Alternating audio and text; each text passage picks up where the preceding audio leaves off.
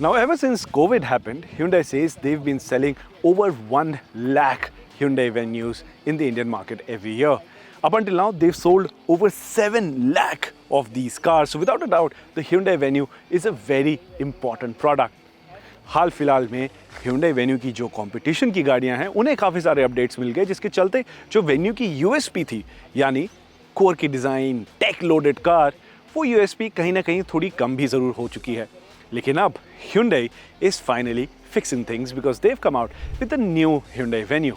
We are here in sunny Goa to take it out for a drive and tell you everything you need to know about it. But before we begin, I have to ask you to consider subscribing to the Times Drive YouTube channel क्योंकि हम लोग बहुत सारा effort डालते हैं ये content आपके लिए लाने के लिए, आपको बेस्ट तरीके से प्रेजेंट करने के लिए. तो अगर आपको ये वीडियो अच्छा लगा तो लाइक शेयर सब्सक्राइब ज़रूर कीजिएगा और हाँ, बेल नोटिफिकेशन आइकन ज़रूर दबाइएगा ताकि हमारा जब नेक्स्ट वीडियो इस गाड़ी का या और कोई गाड़ी का हमारे चैनल पर लाइव हो तो आपको उसका नोटिफिकेशन ज़रूर मिल जाए. चलते हैं गाड़ी की ओर.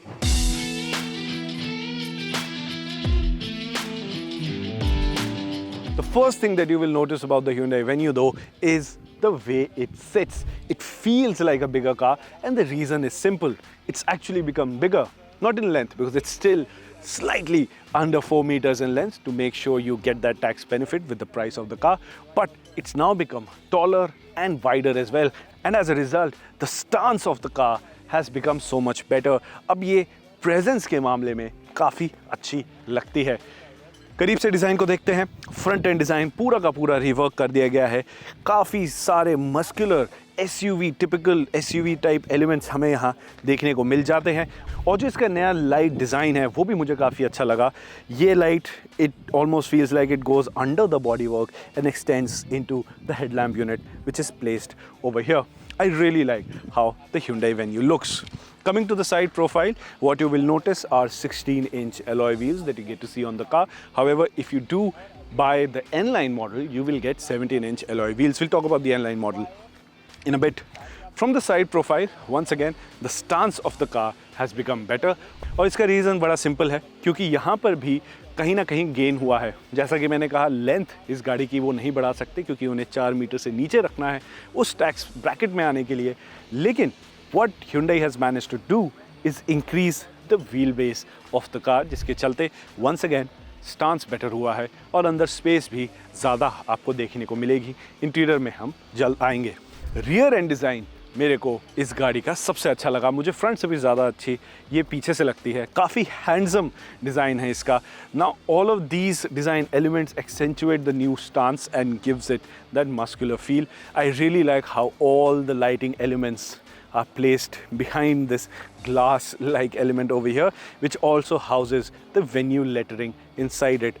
I think जो आजकल गाड़ियाँ आती हैं जहाँ पर उनका नाम बूट लिड के ऊपर लिखा होता है, ये एग्जीक्यूशन का तरीका मुझे उसके मुकाबले काफ़ी ज़्यादा अच्छा लगा.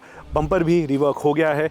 ये ब्रश्ड एल्यूमिनियम टाइप फिनिश आपको यहाँ देखने को मिलती है और नीचे रिफ्लेक्टर्स आपको उसी शेप में देखने को मिलते हैं जिस शेप में हमें लाइट्स आके देखने को मिली थी. काफ़ी बड़ा स्पॉइलर भी है पीछे. Again if you go for the N-Line model you get a very unique spoiler over here. And last but not the least, you get actual functional roof rails with the car as well. So overall, when it comes to design, the Hyundai Venue looks way better than what it used to before. And like I said, if you want the N-Line model, well, what you will get is a much sportier package. The front end design looks a lot more muscular and aggressive, and the same can be said for the back as well. I really like the 17-inch alloy wheel designs on the N-Line model, and overall it's a really handsome car that looks a lot more muscular and sporty, but done very tastefully as compared to the regular model. The same can be said for the insides as well, because the interior theme of the N-Line equipped car is an all black theme with red stitches all around and things like sporty pedals and all, जो आपको N-Line variant में देखने को मिलता है.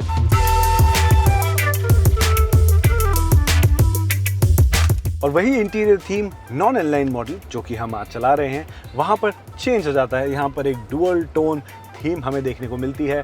सबसे unique बात जो मुझे यहाँ देखने को मिली वो है इसका ये मार्बल लाइक डिज़ाइन. थोड़ा फैंसी टर्म है Hyundai जो यूज़ कर रहा है इस डिज़ाइन के लिए, बट फर्स्ट ग्लांस में ये थोड़ा मार्बल टाइप का देखने को लगता है. टच फील भी बहुत अच्छा है. I really like this accent piece. एक इंटरेस्टिंग क्वर्क है, आप AC वेंट्स जो इसके साइड्स में देखने को मिलते हैं वो दोनों वर्टिकली स्टैक्ड है।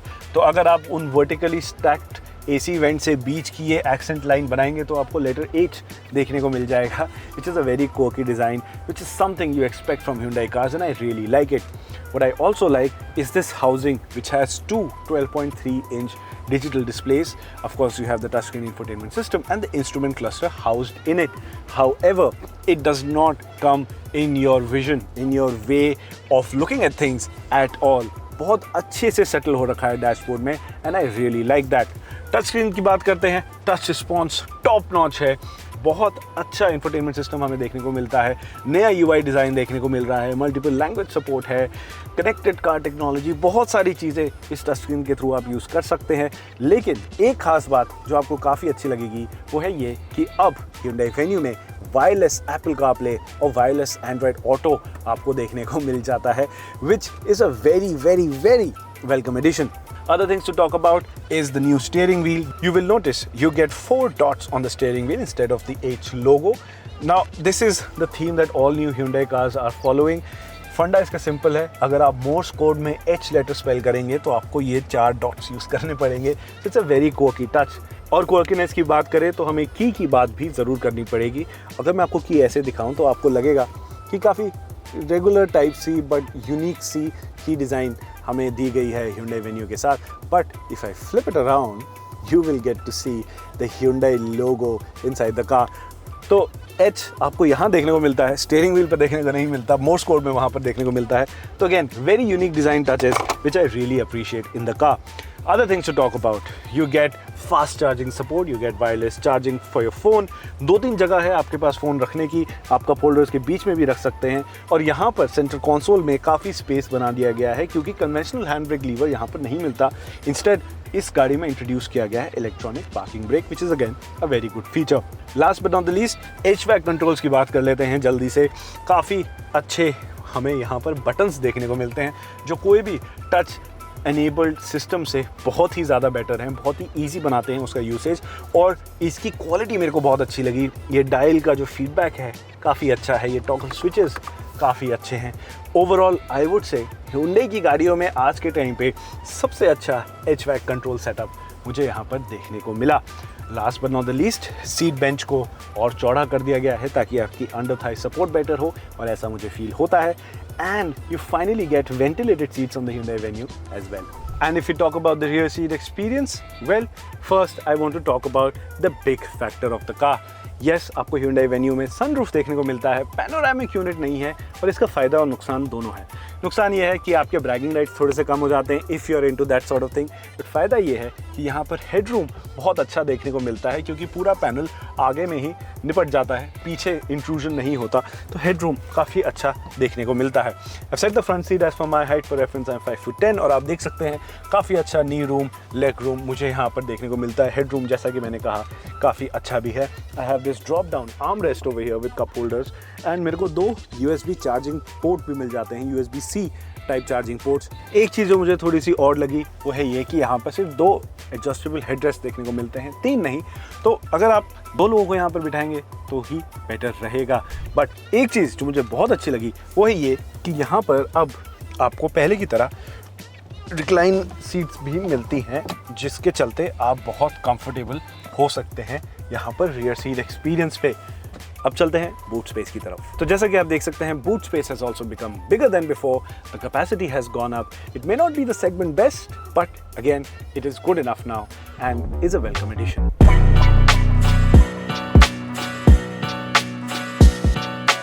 Now coming to the drive experience of the new Hyundai Venue, well, in terms of drivetrain changes, there aren't much. Pretty much वही सेटअप है जो हमें पहले देखने को मिलता है। चेंज जहां देखने को मिल रहा है वो है इसके राइड क्वालिटी में। Thanks to the new underpinnings that the car gets, I think it now drives much better than before. एक जो चीज़ आपको ध्यान में ज़रूर रखनी है वो है ये कि इसका जो राइड सेटअप है वो थोड़ा सा स्टिफ साइड पे है। इसके प्रोज एंड कॉन्स है। कॉन्स ये है कि वर्टिकल मूवमेंट जैसा कि आपने देखा थोड़ी बहुत गाड़ी में देखने को मिलती है, but when you engage in spirited driving conditions, this is something you will be more than glad to have. So it's a good mix to have. It just depends what you're looking for. Now remember, we're driving the non-N-line version, so this gets 16-inch alloy wheels. If you get the N-line model, you will get 17-inch alloy wheels, and the ride quality in that might be slightly different than the one we're talking about. I expect it would be slightly more on the stiffer side. Now, in terms of ride quality, bad quality of roads are taken with ease. Really no complaints over there. And other than that, the other improvement that I want to talk about is with the NVH levels. अब NVH levels होते क्या हैं? That's basically the amount of sound you get inside the cabin. चाहे वो बाहर से हो या गाड़ी के अंदर से ही आपको आवाज़ें cabin के अंदर सुनाई दे रही हो. न्यू वेन्यू में वो NVH लेवल काफ़ी कम हो चुका है, जिसके चलते जो आपका इन कैबिन एक्सपीरियंस है वो काफ़ी प्रीमियम और अपमार्केट फील होता है. What helps to that upmarket feeling is the 8-speaker Bose sound system, which is really good. And if you were to play some nice music while you're driving, then you're pretty much shut off from the outside world. So it's something that I really like. Steering की बात करें तो not too great, not too bad, decent at best, nothing to complain, to be very honest. But एक नहीं, दो नहीं, तीन gearbox, actually 4 gearbox options हमें इस गाड़ी में देखने को मिल जाते हैं. तो काफी सारे परम्यूटेशन कॉम्बिनेशंस हैं जिसमें आप चूज कर सकते हैं. Let's go over them one by one, starting with the 1.2 liter naturally aspirated engine which makes 83 PS of power and can be had with a 5-speed manual transmission option. Then you have the 1.5 liter diesel engine that can be had with a 6-speed manual gearbox, or a new combination which is the same 1.6 liter diesel engine with a 6-speed automatic gearbox. That is something Hyundai says कि काफी सारा demand है market में, and that is why they brought that drivetrain option.